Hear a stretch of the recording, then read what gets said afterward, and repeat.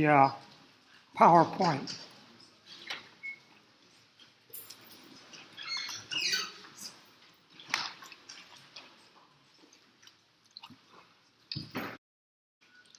Yeah, wow. Okay, so we got a, Professor Vannucci gave us a kind of overview of what we're going to cover in this course. I'm going to do that again. Doesn't hurt to really get it pinned in our minds. And I'm going to go into a little depth on most of the things we're going to look at are going to think about how they might apply to us in New York. So we'll try to think about that. But we're going to start with the question, what is history?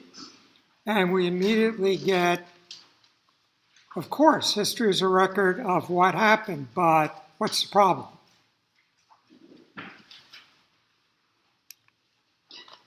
The map cannot fully correspond to the territory, or it would be the territory. In other words, it would take as long to give a history of what happened in this room over the past years, 10 years, as 10 years. So we're selective. And our selection reflects points of view, our current culture, and our current architecture. So here's the textbook we used when I was in school. It's a great book. It's useful to this day, written in 1941, revised through the 60s. And there are chapters like the chapter on the Crystal Palace, on 19th century iron, are useful for scholarship to this day. And so one problem with the book is, of course, its focus is before 1941, although it's been revised and updated. But more than that, Gideon is a champion of certain type of modern architecture. We associate with, he's particularly a biographer, architectural biographer, of Walter Gropius, and who did the Bauhaus we see here. And he does not mention Beaux-Arts buildings. So an example of a Beaux-Arts building is the Metropolitan Museum. 1902, only 23 years before this building, we could say it doesn't fit with where we think we should be going, but you might acknowledge that it happened. Gideon doesn't. So what goes in the books and what doesn't go in the books is dependent on where we're at the moment. Here's another example. No mention was made when I was in school of Antonio Gaudí. Gaudí is now one of the most important early modern architects. Now, when I was in school, there's a book called Fantastic Architecture, and that's where Gaudí was, but he wasn't in any textbooks. When I was in school, the dominant architect was Mies van der Rohe, and Gaudí doesn't fit with that, so we ignore him. Today, one of the dominant architects is Frank Gehry. Gaudí very much fits with that, so he's back in our textbooks. So what's current in architecture today is going to influence what we're going to think from the past was important and what we'll put in this course. 1977, the second wave feminist movement was in full swing, and women architects started to organize. There are very few of them. My late wife is in this book, Mimi Lobell, and when she got registered, she was a classmate of mine, so she's my age. When she got registered, 1% of the registered architects were women. And now I'm looking out at about 60% of our students are women, so big change. But to kind of respond to that consciousness, a group of the women at the time, led by Susanna Torre, organized a major exhibit at the Brooklyn Museum, and this is in effect the catalog for that exhibit. And it has essays in it that, if you're interested in the subject, are useful to this day. Really major studies of early women architects and a role of women in architecture. Another example, New York was so dominant in journalism that we didn't pay any attention to California. Frank Lloyd Wright was in California for a while doing houses, and he could have been an architect to the stars. He could have been, had a whole career there. But he says, I'm out of here. And he told one of his sons, you can have the practice. He said, the whole American continent is tilted to the west and all the loose nuts roll to California. So we didn't pay any attention to California. And they got their news at 3 in the afternoon because our news was on at 6 in the evening. And that's 3 in the afternoon for California. And they didn't have tape and delay and all that in those days. So they just missed the news because they were still at work. And so finally, a woman named Esther McCoy, an architectural journalist, wrote a book called 5 California Architects. All of them we consider today of major importance, but they weren't in the textbooks.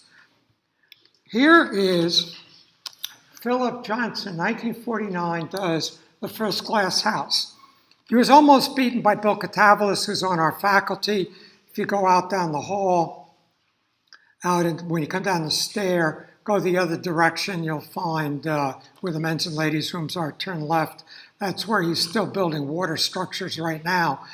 By 1947, he was building a glass house, but he ran out of money. So Philip Johnson beat him to it, and it's a major icon in cultural history, as well as architectural history.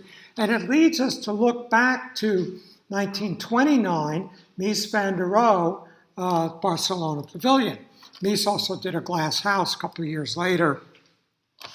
But then in the 1960s, Robert Venturi, father of postmodernism, does a house for his mother. It's called Venturi's Mother's House, the Venturi House. And now he said, well, maybe we should be looking at this, the Low House by McKim, and it's in what's called the shingle style. And suddenly we got interested in the shingle style again. That was not in the textbooks again. And so, again, what we're going to cover in this course is different from what we covered 50 years ago, 20 years ago, and it'll be different from what we'll be covering 20 years from now. So now let's do a zip through all 4 semesters of our course. And we begin with Paleolithic, and here we have what's called the Terra Amata House. And it's a little out of position in terms of how we position it, but let's just not get into that. But notice something. What's the date here? Hello? Can anybody read? 300,000 BCE. Thank you. Okay, 300,000 years ago. When did Homo sapiens emerge? Us. The earliest us. It's about 100,000 years ago. So this is 200,000 years before modern human beings. And we have fire, we have a hearth, we have shed roof, we have tools. You know, the hominids were making tools as early as 1 million years ago. So there's a long human history. But look at this slope roof, hearth. Does this then get embedded into human consciousness? Here again is Venturi's mother's house, slope roof, chimney. Ask any child to draw a house. What will they draw? Right there. Does this slope roof, hearth, chimney, harken back? Are we laying down patterns that are going to be throughout history, maybe even into today? So we want to think that way when we're looking at architectural history. For example, when we look at Paleolithic people, the Ur religion, the main spiritual system, is shamanism. And most tribal peoples have shamanism all over the world, throughout history. Here we are, as long as 30,000 years ago, caves of Lascaux, sorcerer of the Trois Frères. So here's a shaman, erect phallus, staff, bird's head mask, impaled bison. All that symbolism is current in shamanic studies, shamanic practices to this day. Here is a contemporary shaman, Amazonian Indian, doing a soul retrieval. What causes illness is your soul wanders off, and the shaman has to go get it and bring it back. And so that's, in shamanic theory. Now, shamanism is very well understood, huge studies of it. Anthropologists spend lots of time with shamans, and if you're interested, New York Open Center has courses in shamanism in Manhattan. There are sweat lodges throughout the West where American Indian shamans teach shamanism. One of the features of shamanism is the three realms: the underworld, this world, and the upper world. Sound familiar? Who's this? Dante. He talks about the levels of heavens and the levels of hells. So we see these shamanic ideas being brought into the high culture religions. Eventually we have settled agriculture, and starts at small scale, leading to the Neolithic period, which brings us small scale agriculture and animal domestication, permanent architecture, pottery, metallurgy, and textiles. Cotton shirt. They invented it. Metal. They developed it. This is bronze. They developed bronze. And let's pretend this is a ceramic coffee cup. So all these technologies we're still using today were developed in this Neolithic period.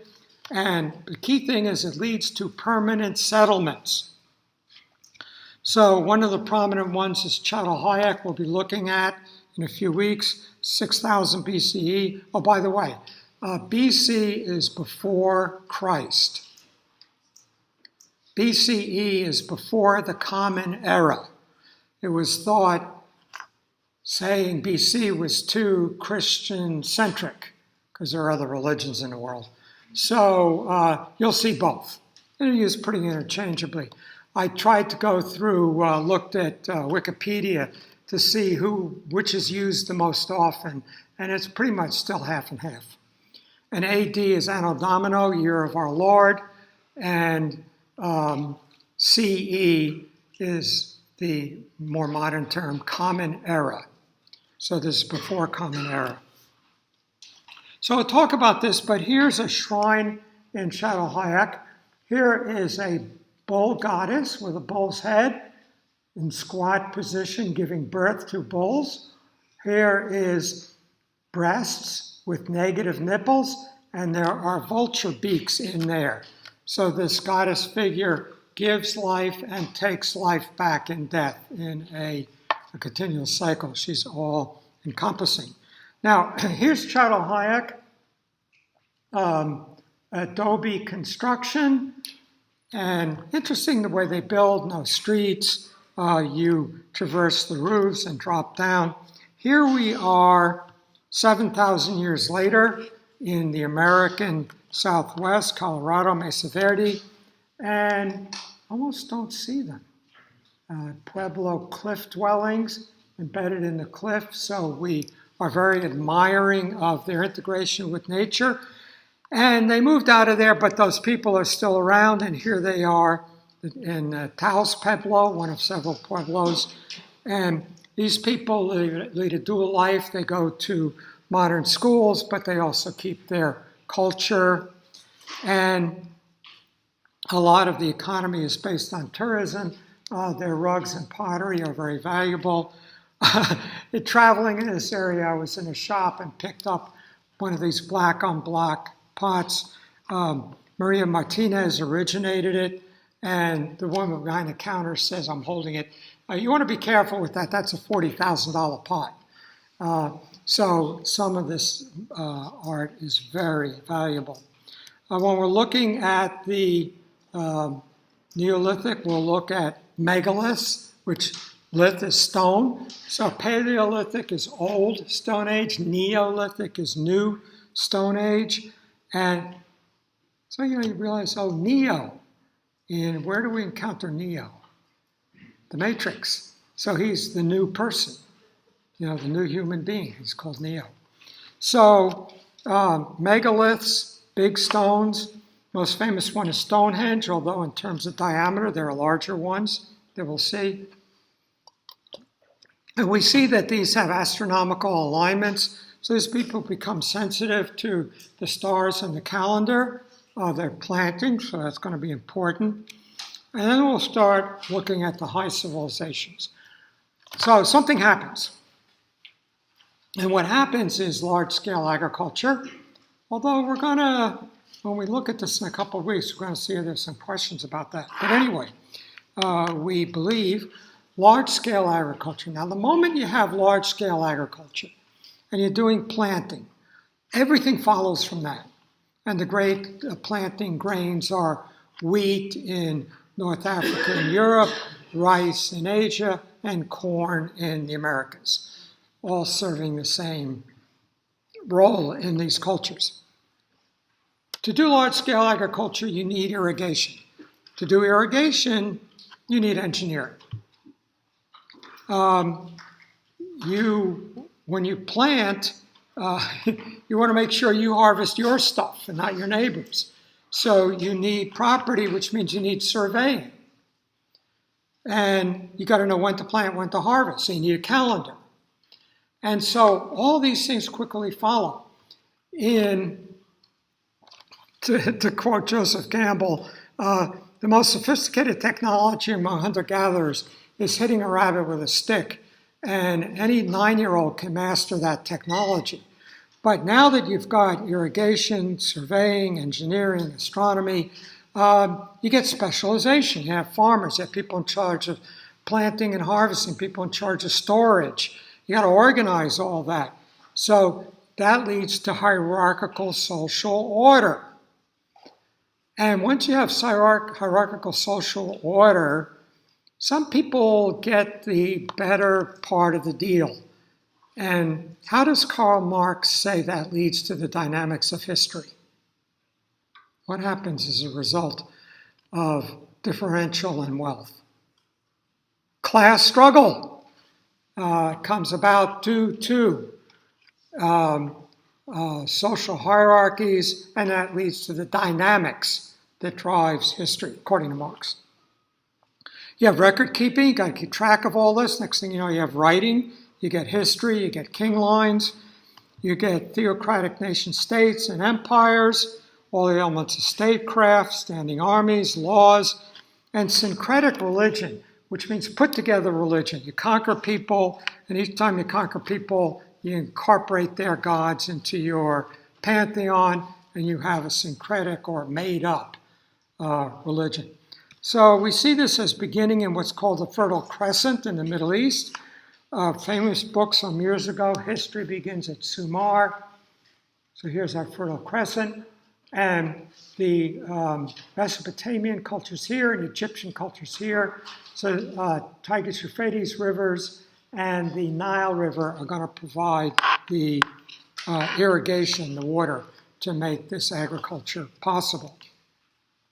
So first is Mesopotamia, and they build these ziggurats. And the ziggurats are a means of developing a relationship between this realm and the heavenly realms. And they're layered, just like shamanism. And when we see photos of these ziggurats, they look like they're standing in the middle of the desert. They were, in fact, in the middle of towns, but they did not have good stone in Mesopotamia, so everything's built out of mud brick. And the Tigris and Euphrates rivers keep moving around, flooding, and dissolving everything. So these ziggurats remain in kind of piles of mud, but the towns are gone. Then we'll look at Egypt, very important in terms of development of Western consciousness. And these are the Great Pyramids. And again, they are symbolic of a relationship between a transcendent realm and this realm. They bring Ka energy down into our realm. In the early Egyptian history of 2,000 years, only about 200 did they build pyramids. And then later they built Egyptian temples. So now let's get to New York. We'll look at all the parts of the temple. It's very linear and sequential. Rows of sphinxes, two obelisks, pylons, hypostyle court, hypostyle hall, sacred barge, which is right back here. And you have to more and more up in the hierarchy to go further and further back. And we just happen to have one here in New York. So this is a little one. They're usually huge. This is at the Metropolitan Museum. How many people have seen this? Cool. So if you haven't, we'll take some trips to the Met. You go in the main entrance, turn right, and go as far as you can, and you'll get to it. And then we're going to look at Greece. There's a bit of history to arrive at this period here, the 400s BC, but we see something emerge here.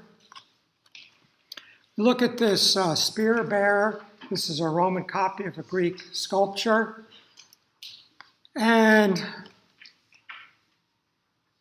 wow, we see beginnings of what we call humanism, a focus on the human being here revealed through anatomy.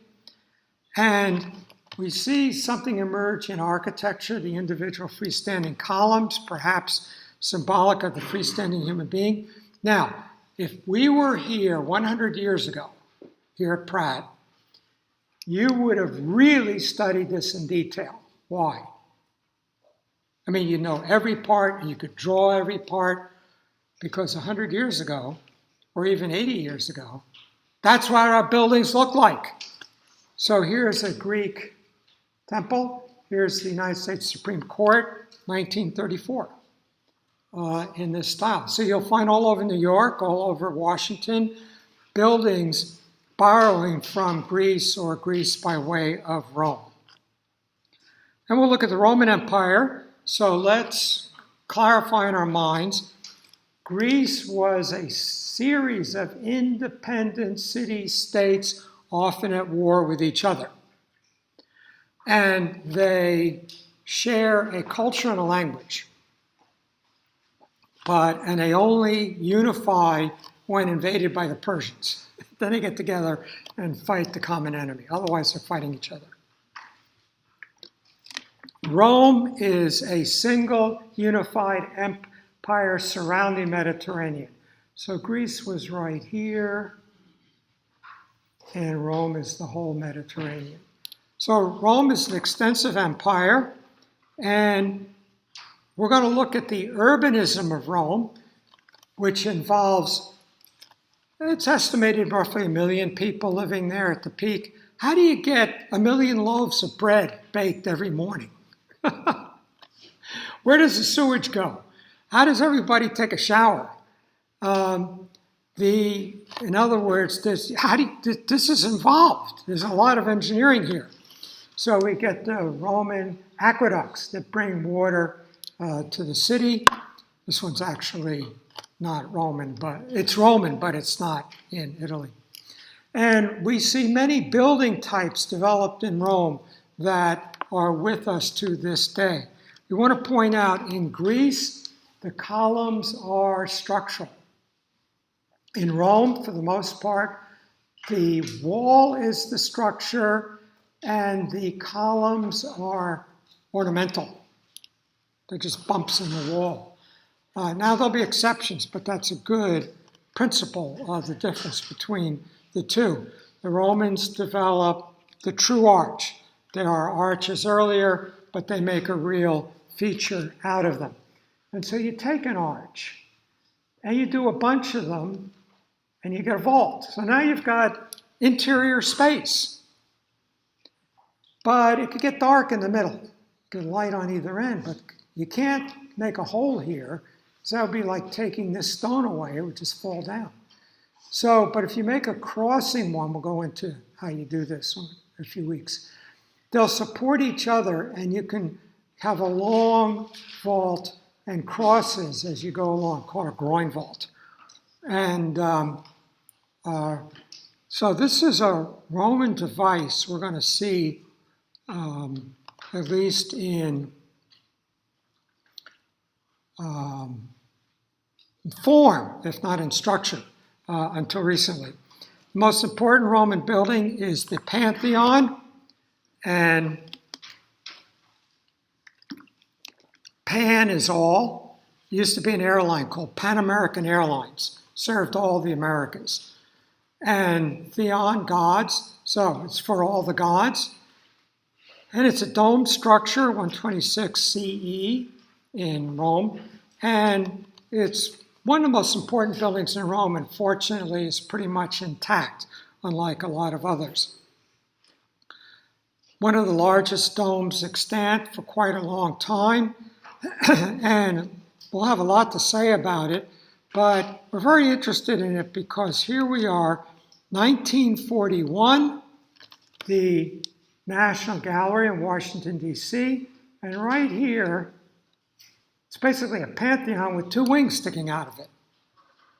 So that building is influential on us to this day, or until recently. Here is another Roman building, a Roman bath, Baths of Caracalla. Well, the Roman baths are the most important civic buildings of the Romans, so look in some detail of them. Here is the old Penn Station, torn down in the early 1960s by a bunch of idiots, and because it was like probably the single greatest building in America. And oh my God, it's a Roman bath. Identical. That was quite deliberate. And fortunately, we still have one. So visit Grand Central Station and think about how it's using these Roman elements, including a Roman vault.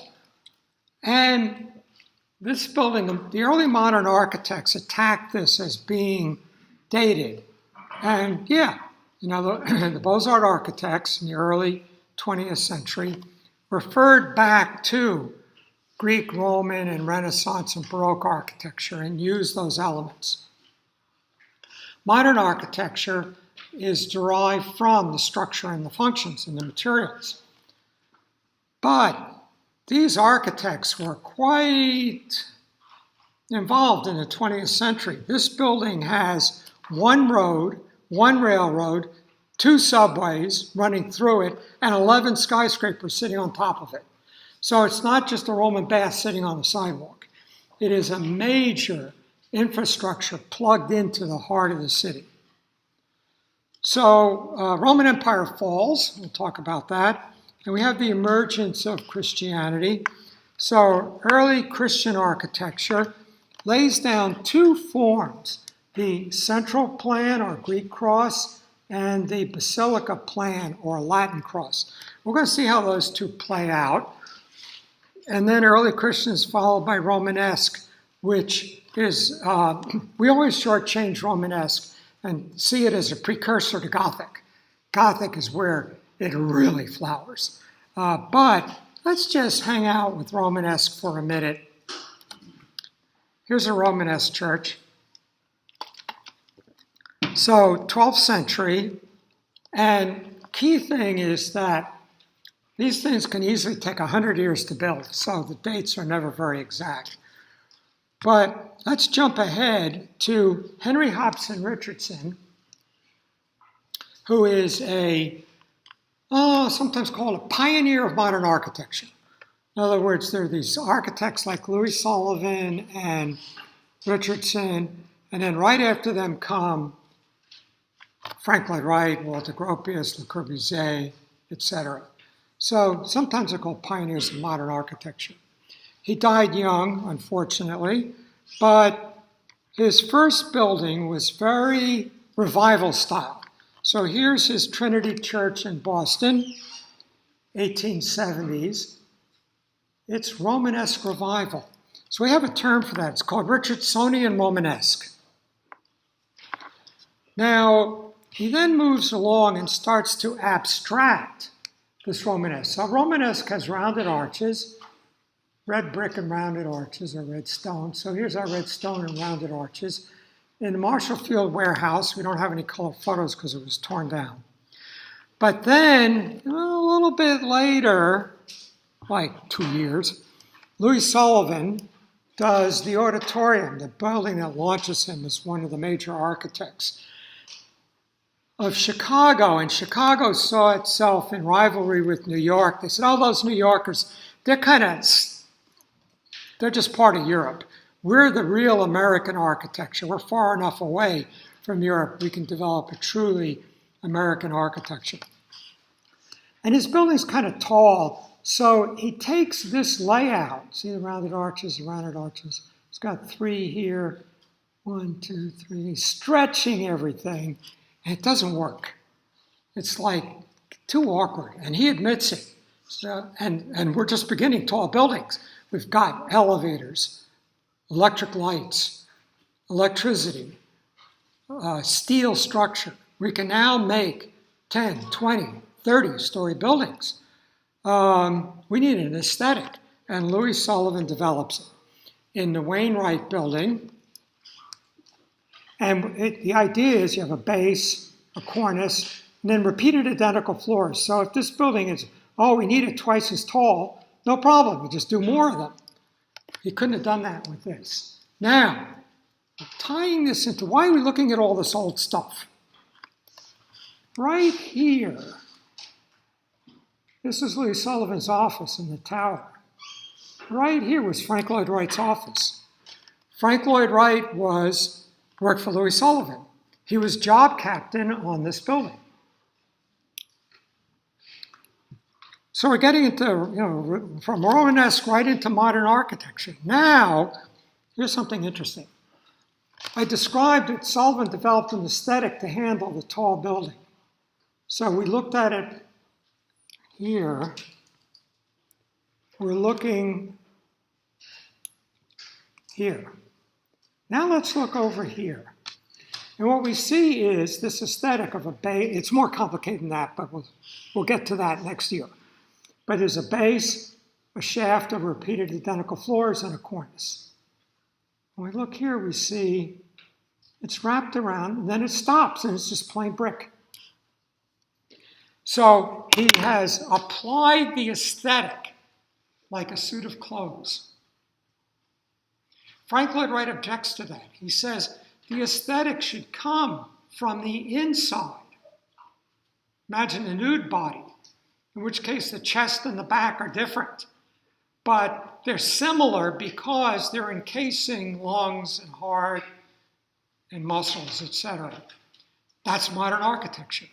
That the aesthetic grows out of an honest expression of the structure, the spaces, and the materials. It is not applied like a suit of clothes. So that's what Frank Lloyd Wright does here in his skyscraper, the Price Tower. And we'll see all that next year. Now, just one little more hanging out in the Romanesque. Here's another building by Richardson. Not very important, it's at Harvard, but we see something inside. So now here's a little pop quiz for you. Where's the nearest Richardsonian Romanesque building near to here? Anybody? Are we in it? We're in it, Bright, good for you. This guy gets an A. We're in one. Hello. So here are the arches we just saw in Richardson's buildings. Here are our arches right outside the coffee shop. Here is Higgins Hall South. North is not Richardsonian Romanesque. South is. And main building is kind of Richardsonian Romanesque. And then we look at these are definitely, they're not just rounded. These are Romanesque arches over these windows. And one more, and then we're out of the Romanesque. And that is, if we go to Upper New York, in Fort Tryon Park, is something called the Cloisters. It's part of the Metropolitan Museum, where a lot of their medieval collection is.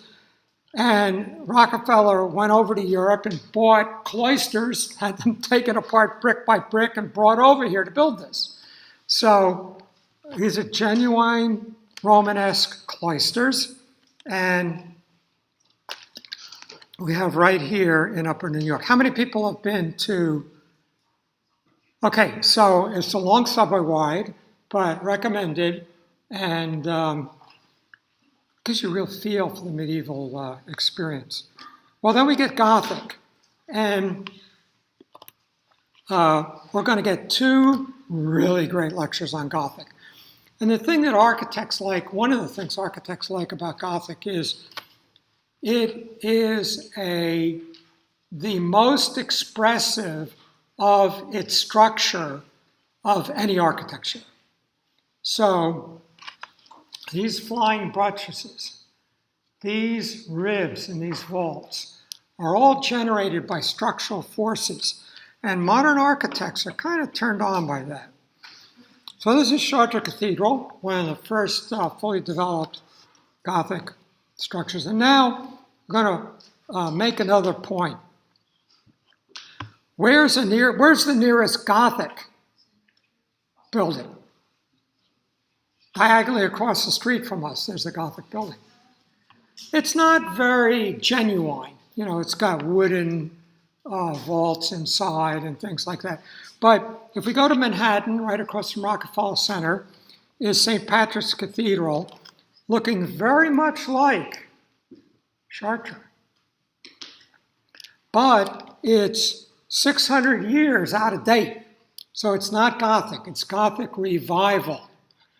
So up until the 20th century, we were fishing around for which of these historic styles should we be imitating. We're going to see some more as we go. And finally, they said, wait a minute, we've got totally new materials, steel, glass, and concrete. We've got totally new technologies, electricity, air conditioning. We've got totally new cultural structure, democracy. Let's stop imitating the past. There's a name for that. It's called modern architecture. We'll get to that next year. But while we're at it, St. Patrick, they just took the scaffolding off from a major cleaning and restoration. And if you're nearby, go in. I always go in if I'm walking by. And just to look at the vaults and think about, what does it mean? What did that mean to them?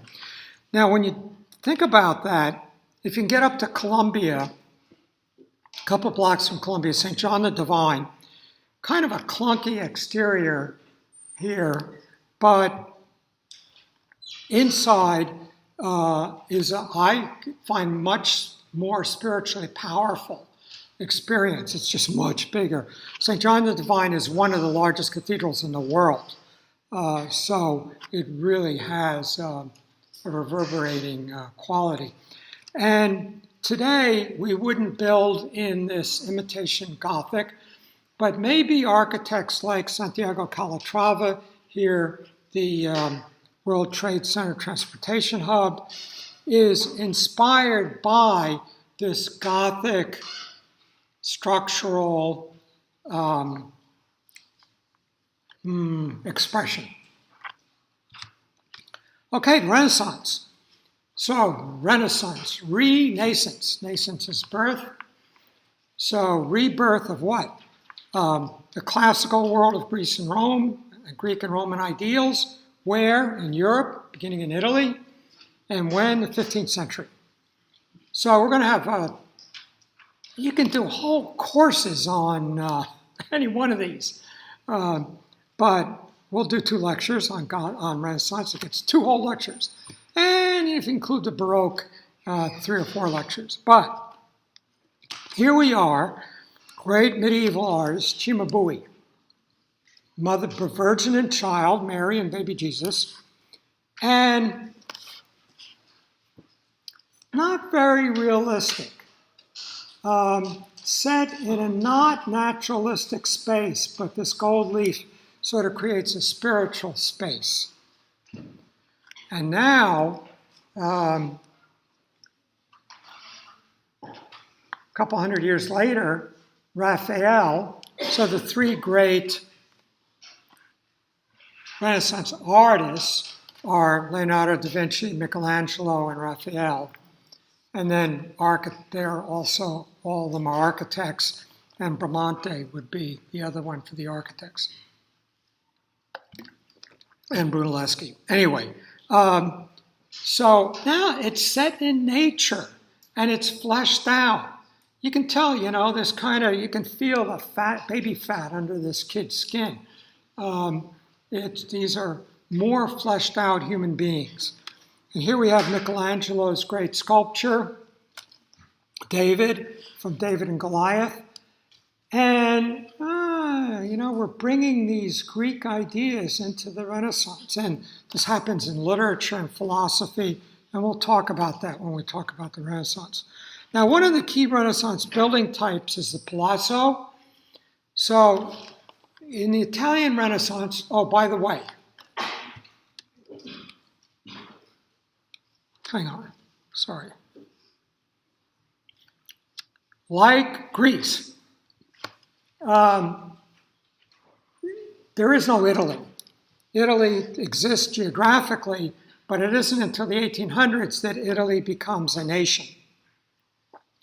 It's a series of independent city-states, often at war with each other, and often controlled by other powers, particularly France, big chunks of it. So, and the dominant new cultural type becomes the merchant banker.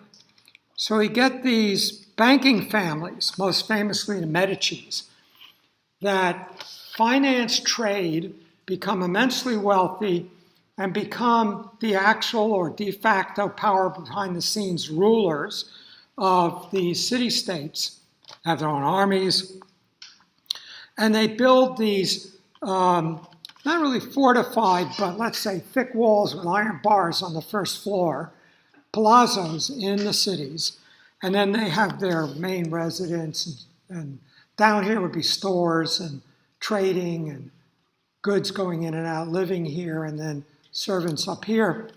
And here we are in New York, the New York Racket and Tennis Club by Charles McKim. He keeps coming up. McKim, Mead and White was a great late 19th century firm doing the great Beaux-Arts buildings.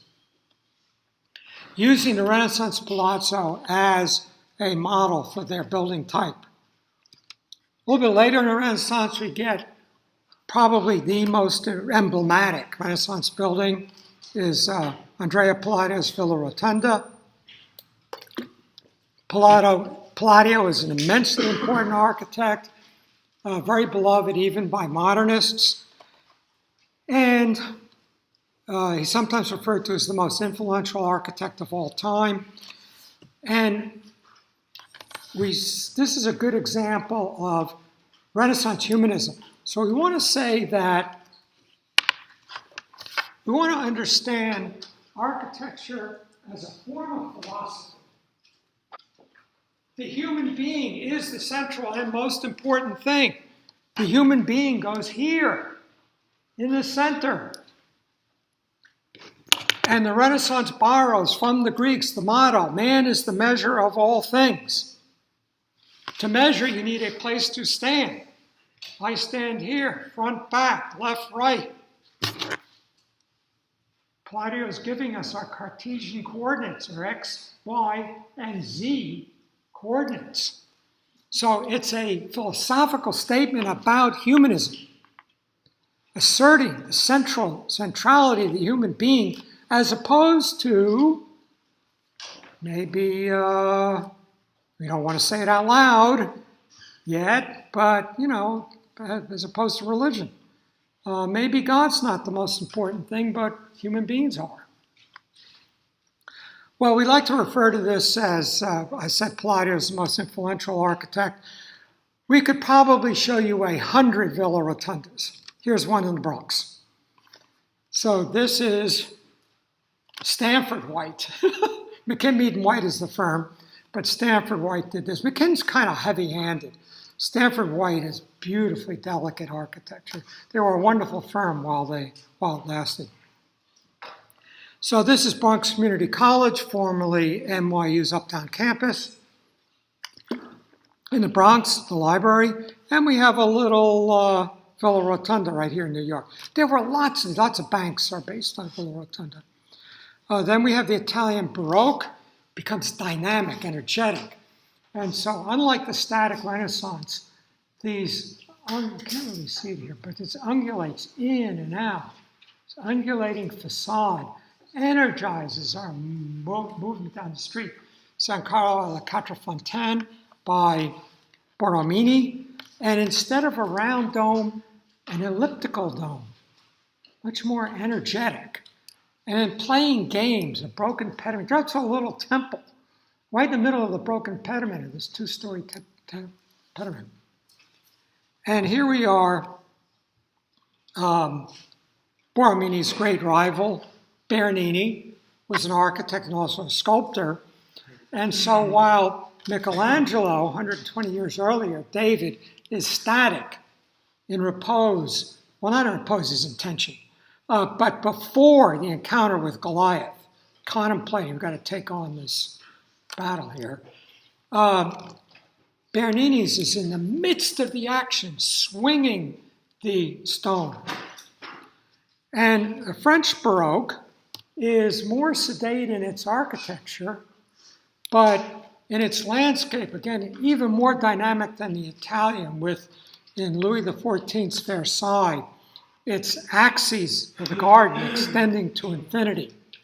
And then finally, we get Rococo, in which the elaborate decorative qualities of the Baroque are exaggerated, and every surface is covered with busy ornament.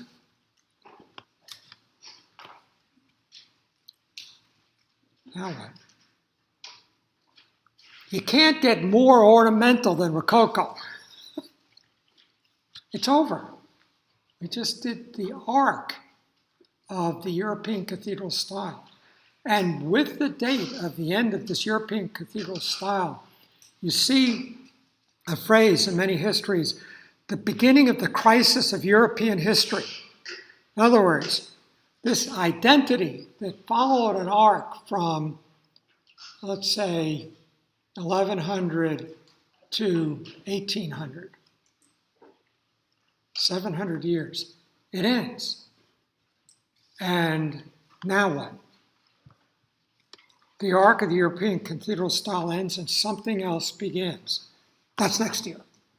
But where do you go when everything you've been doing is dead-ended? Everything you believed in, everything you were about, everything that you gained expertise in is suddenly no longer how we do it anymore. And the two ways you can go. You can go back and you can go forward. So we get two styles for a while. Neoclassicists say we're in trouble because we got away from the true proven rules of the past. We should go back to those proven ways. So here is Robert Adams' Sion House, and he's trying to be more strictly adhering to the Roman principles. And around the same time, this is an etching by Piranesi. I would say Piranesi is maybe the favorite among architects. There's so much in Piranesi. We just love so many aspects of him. But he did a set of etchings of fantasies of dungeons. It's called the prisons or carré. And how do you go forward? What's going to happen next? And Romanticism says you find it in the soul of the Romantic poet. The poet, through their inner vision, sees what's coming. So that's called Romanticism. And we'll see those two play against each other. And then emerges the Enlightenment, which is starting in the late Renaissance with Galileo and culminating in Isaac Newton. We have physics and astronomy developing. Science is unfolding, seeing the beginnings of But we have physics, astronomy, chemistry. These are all developing, biology. And the Enlightenment is, in effect, the application of that to the human situation. What kind of government should we have? What kind of society should we have? How should we do education? Well, previously, the way it's always been done. But now you say, well, let's think this through. And so, two of the great Enlightenment documents are the American Declaration of Independence and Constitution. One of the Enlightenment figures is Thomas Jefferson. And here is Thomas Jefferson is referred to as one of the great American architects. Did three key things: Virginia State Capitol, Monticello, his residence, and Virginia University right here. So it's a university. Start to think about knowledge. Leaping ahead in the 19th century, there's an explosion of new technologies, including iron. And very quickly go from iron to steel. Sort of difference in how it's made. Here's what's shocking about this. This is the Eiffel Tower. It's actually 40 years after the Crystal Palace. I'm not showing you, but we'll look at it in some detail. It's made out of toothpicks. How can you make a substantial building out of toothpicks? Don't you need heavy, massive, thick walls? Iron is something totally new. A little bit of an analogy. For big computing stuff, you needed IBM mainframes. And now you just get a lot of servers. Servers are like your laptop's a server. Get 1,000 of them, put them on shelves, and you've got a Google server farm. Made out of all these little pieces, but they figured out how to link them all. And that's what iron does, makes possible whole new kinds of lightweight, tall buildings. And when we start using it for the structural frame, this is steel now, we get early modernism, Louis Sullivan, we looked at before. And then next year we'll look at the key modern architects, Le Corbusier. And here's his Villa Savoye, a house. This is the structure.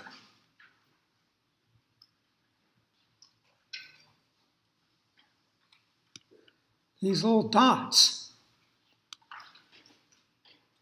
So the walls can go anywhere we want. They don't have the responsibility, well, anywhere we want for functional purposes because they don't have structural responsibility. That's been taken on by the lightweight columns. And Corbu prefers concrete, but concrete can also be thin and lightweight compared to a brick wall. Another key figure is Mies van der Rohe. So here in 1958, his Seagram building, still one of the most handsome buildings in New York to this day. 53rd Street and Park Avenue, right across the street from that tennis and racket club I showed you. And then further uptown is Frank Lloyd Wright's Guggenheim Museum. So we'll look at key modernist figures and then postmodernism. So, what is the functional purpose of these wavy walls? How do they work structurally? What are they made out of? All that's irrelevant. They're not structural. There's a steel frame hidden behind them. They don't even keep the water out. They are totally unrelated to the concrete building behind it. That's postmodernism. Whole new set of rules. And we've got some Frank Gehry here in New York. The IAC building, one of my favorites, and then his wavy tower. I drive from Brooklyn back to Manhattan, and I'm looking at that building whenever I drive by. It's right at the end of the Brooklyn Bridge, if you're looking for it. And then one of our favorites, whom we tragically lost, Zaha Hadid, her first New York building just went up. So let's take a 10-minute break. Briefly take a quick look at what we're going to be looking at. So we can use the term Eurocentric, and that's a pejorative. It means focusing on Europe when there are other cultures that are pertinent to whatever issue we're addressing. So we'll look at Islam, and Islam gives us an opportunity. We say there are 5 pillars of Islam, and to see how an architecture unfolds from a belief system, although Islam spreads through much of the world. Today it's global, but here it would be where it was 100 years ago. And one of the principles in Islam is it's anti-iconographic, which means you can't make images of real things. Certainly not human beings. Certainly not Mohammed, but probably not human beings, probably not anything real. So that means it's very richly decorated, but it's decorated with either abstract designs or lettering from the Quran. So we get incredibly beautiful calligraphy in Islam, really great domes, and fantastic plays of geometry. Just the way these forms fit together. They're just, architects love geometry. And now when we look at Islam, we'll mention that we've been looking at what's sometimes called Western Europe. Until 1922, there was another half to Europe and the Middle East, the Ottoman Empire. And in a way, the Ottoman Empire is a descendant of the Eastern Roman Empire. And the West is a descendant of the Western Roman Empire. And these two have been in tension with each other forever. There's just been continual clash here. And a lot of Islam is in a bad mood because the Ottoman Empire got dissolved. And it saw itself as the equal militarily, wealth, etc., into the 20th century of Western Europe, and then suddenly, poof, it was gone. The issues of this relationship are addressed in a field called Orientalism. So Edward Said, unfortunately died young, professor at Columbia, wrote a book called Orientalism about the West's attitude toward other cultures, but particularly the Middle East and Islam. So that'll pop up in this course. We'll look at pre-Columbian, Mesoamerican, and South American. So there's whole complexes of culture here that were, or were they, cut off from Europe, but maybe they were connected to Asia. They've got a dying and resurrecting God born of a virgin and associated with a cross. How did that come about? So we'll look at Quetzalcoatl, and then we'll focus on Chichen Itza as our key Mayan culture. And we see a step pyramid, temple on top, stairs on 4 sides, body of a serpent created by the shadow, diamondback rattlesnake, and a serpent's head at the base. And we'll look at the key elements, ball, court, cenote, temple, etc. We'll look at India, and where we see the Indian temple is a 3-dimensional mandala, or a mandala is a plan of an Indian temple. You can see it either way. But a mandala is like a plan with 4 gates. And its purpose of an Indian temple is to bring a harmony to oneself and the world. And in traditional Indian culture, we'll look at the Sanskrit notion of how the world comes about and how one integrates that into one's daily life. We'll look at Buddhism. And Buddhists have what's called a stupa. And the greatest Buddhist stupa is Borobudur in Indonesia. And we see it's a three-dimensional mandala. And we'll talk about Buddhism is probably the most important rival to Western theology and philosophy for a workable theory of human existence. And then we'll make a little observation that El Castillo in Chichen Itza in Mexico is a step pyramid, temple on top, stairs on four sides, serpent body, serpent head. And Borobudur is a step pyramid, temple on top, stairs on four sides. The railing of the stair is a serpent, and serpent's heads at the base. Why is that? And the fun part is scholars are not allowed to address that. So when we get there, you can ask questions about it. But here is, I think, the greatest Buddhist sculpture, Prajna Paramita from Java, 1300, goddess of transcendent wisdom, and the greatest Western sculpture, Michelangelo's David. And in the West, we have a focus on inner psychological character. What's going on behind that furrowed brow?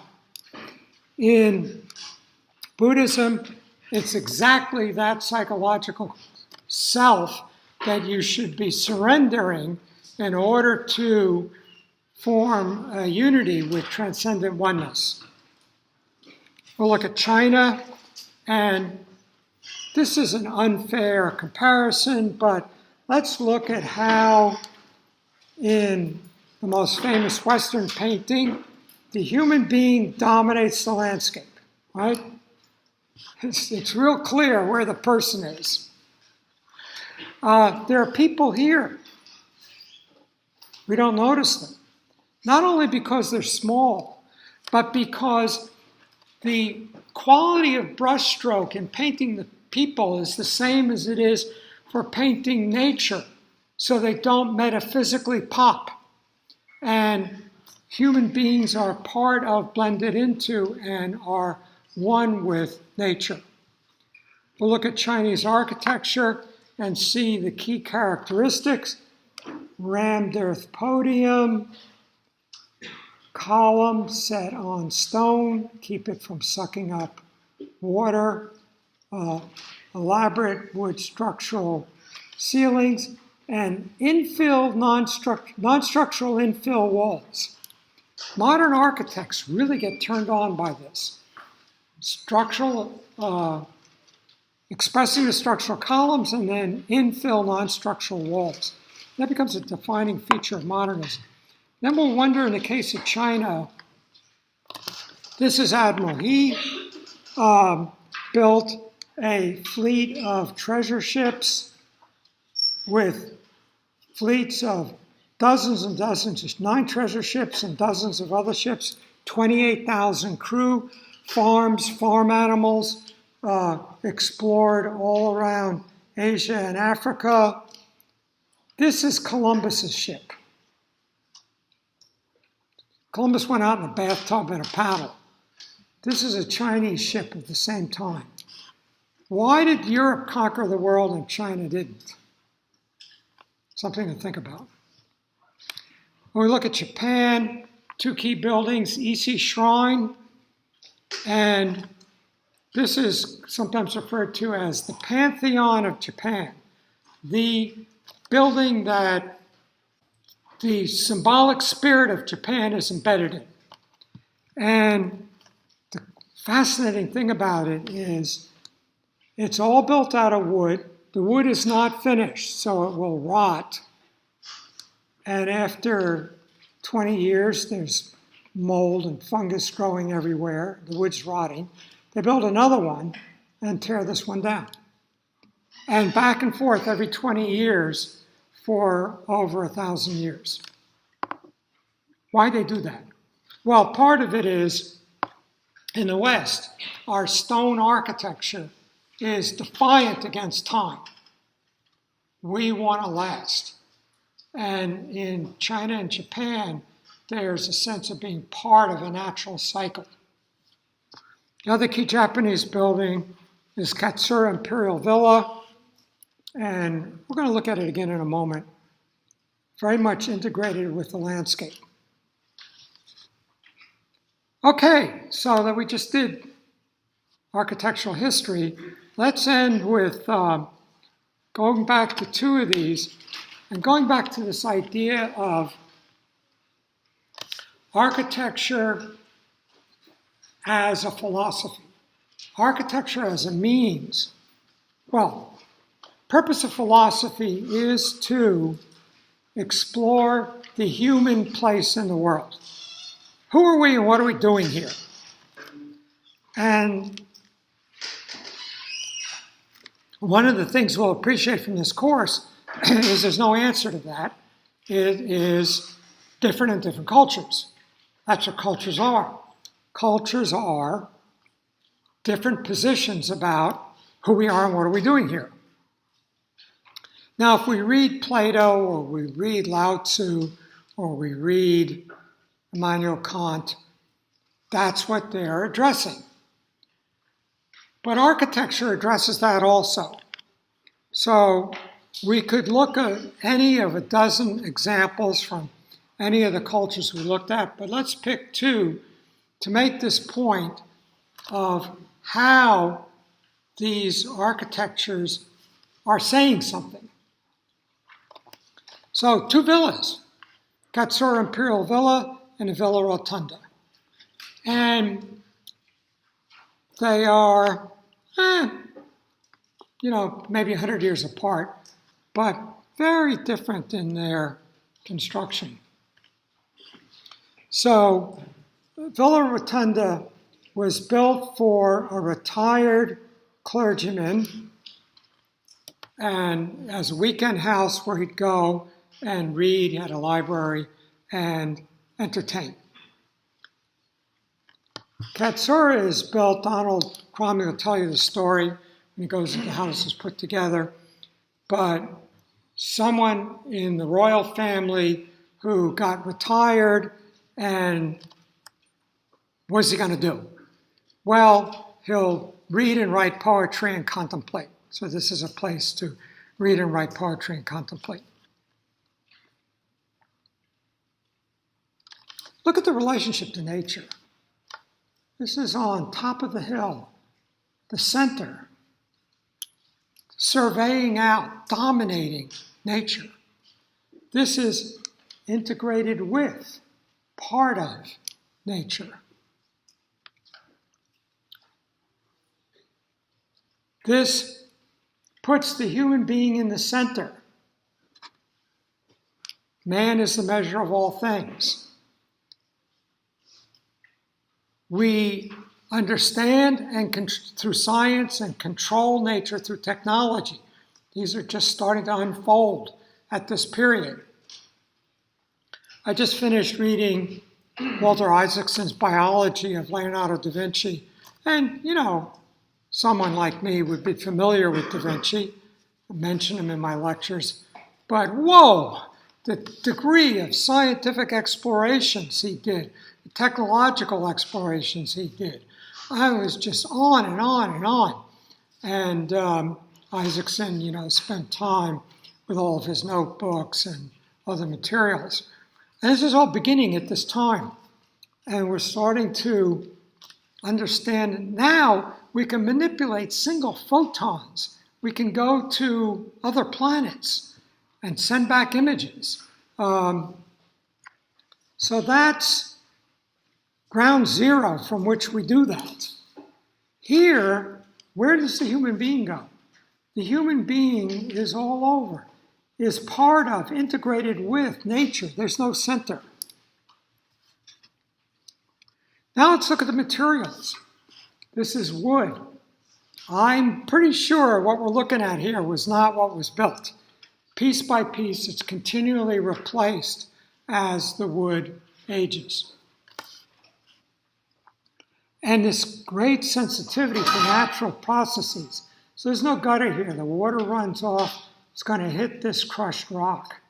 It's going to protect the ground from eroding.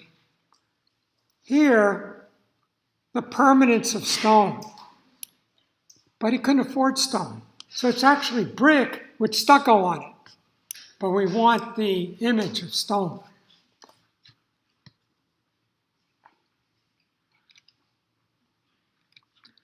In Buddhism, and this is in the Zen Buddhist tradition, reality is the totality of the consciousness of all beings. What's ultimate reality? Well, we materialists might today say it's space, time, matter, and the laws of physics.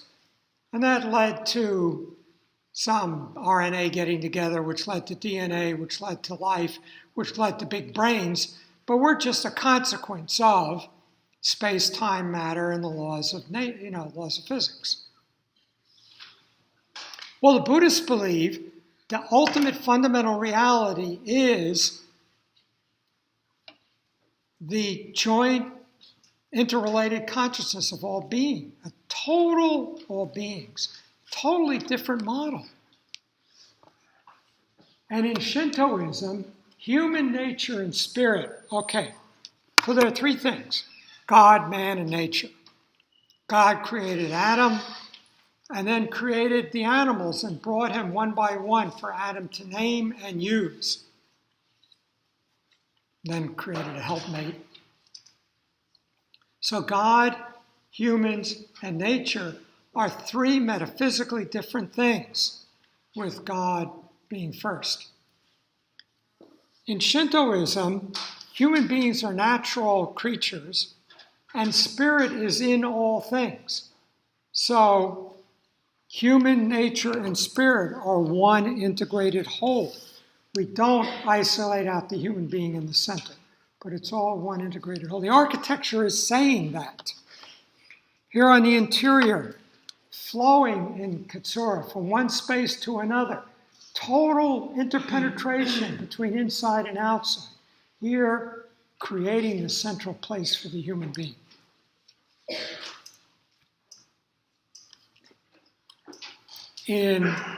Now we're jumping over to China.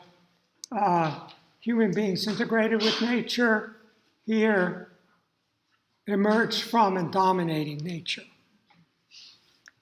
So let's just come up to date and here.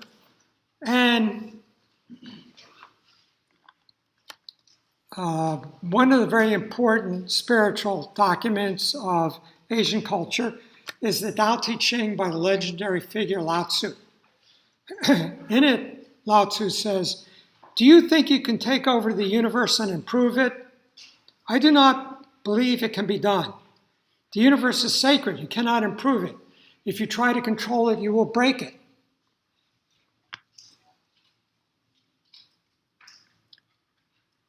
What's the word we give for taking over and improving nature?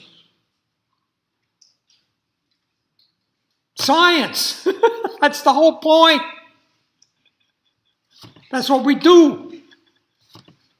That's what you're going to be in your structures, statics, and strength of materials courses, steel and concrete courses, mechanical equipment courses, how to control nature. Keep it cool in here. Now, let's jump over to a recent book by a hyper-Westerner and probably leading futurist right now is Ray Kurzweil. So his recent book is The Singularity is Near. Oh, by the way, anybody know what book did he write since then? How to Create a Mind. Do you think he can do it? Well, he's now chief scientist at Google, so he's got the resources. Larry Page says, what do you need?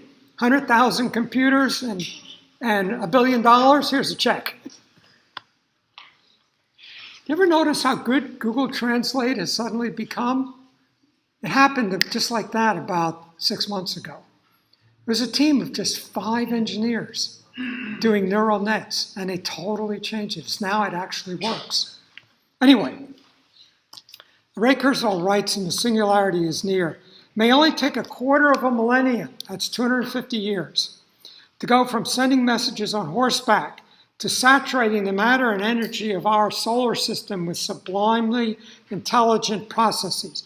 We're going to sprinkle sensors and computer chips all over the sun. We already are. But we have these big satellites. They're heavy. What happens when you can make the same satellite the size of a pea? Anybody ever hear of a Cray supercomputer? Back in the day, that was the supercomputer. Well, there's a Cray 1. This is more powerful than a 1984 Cray supercomputer. And now you make it the size of a pea and you blow them all over the solar system. The ongoing expansion of our future superintelligence will then require moving out into the rest of the universe, where we may engineer new universes. We know how to do it, how to make a universe. It just takes a lot of energy, but it's doable. So this is Seth Lloyd at MIT, programming the universe. The universe is a information system, and the program's not right, he's reprogramming it. This is Timeship, where I'm director of research, and this is, right now we're working with NASA engineers to make capsules to keep people frozen for 10,000 years till with no biological degradation. This is 2045, a group of Russian oligarchs. They're making avatars into which to download themselves. 2 very different attitudes. You might think, which reverberates for you. So here is the first attitude expressed in architecture. Here's the Ray Kurzweil attitude expressed in architecture. So here's the last slide. Which is Frank Lloyd Wright closer to? Something for you to think about. What did Wright believe? What do modern architects believe? We'll get there next year.